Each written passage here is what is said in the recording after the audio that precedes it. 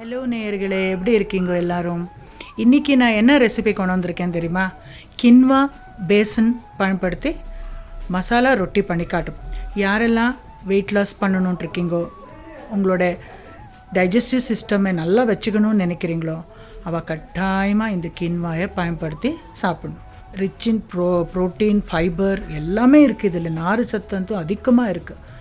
அது கூட கொஞ்சம் வெஜ்ஜிஸ் வச்சு சாப்பிடுங்க, சூப்பராக இருக்கும். ஈஸி டைஜஸ்டன் ஆகுது, நல்லா டேஸ்டியாக இருக்குது. அரிசியை விட கின்வா யூஸ் பண்ணுங்க, ரொம்ப நல்லாயிருக்கும். பண்ணுறது எப்படின்னு பார்க்கலாமா? கின்வா மாவு கிடைக்கும், எல்லா ஆன்லைன் ஷாப்பிங்லும் கிடைக்கும். கின்வா ஃப்ளோரன்ட்டு கிடைக்கிறது, எந்த பிராண்டானாலும் வாங்கிக்கோங்க.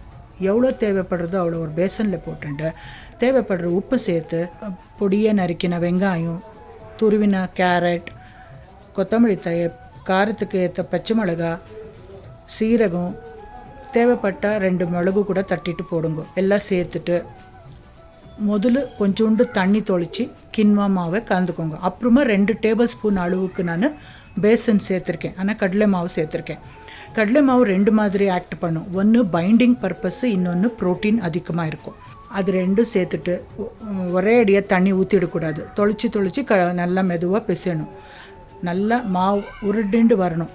அப்புறமா ரொட்டி கல் காய வச்சுட்டு டைரெக்டாக வேணாலும் நீங்கள் தட்டலாம், இல்லைன்னா ஒரு பாலித்தீன் பேப்பர் மேலே ரொட்டியை தட்டிட்டு நீங்கள் வேக வச்சு எடுக்கலாம்.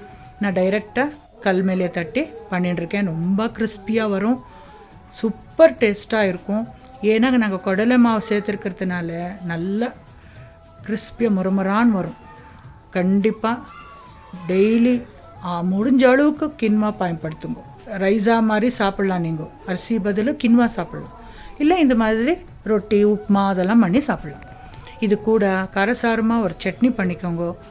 நான் இன்றைக்கி கடலைப்பருப்பு சட்னி பண்ணி சர்வ் பண்ணியிருக்கேன்.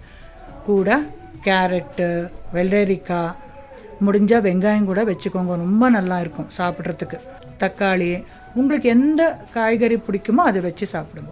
கண்டிப்பாக ட்ரை பண்ணுங்க ஃப்ரெண்ட்ஸ். பண்ணிவிட்டு எப்படி வந்ததுன்ட்டு எனக்கு கமெண்ட்ஸில் சொல்லுங்கள். இந்த மாதிரி ஹெல்த்தியான ரெசிபி கொண்டு வந்து அடுத்த வீடியோவில் சந்திக்கிறேன். Until then take care.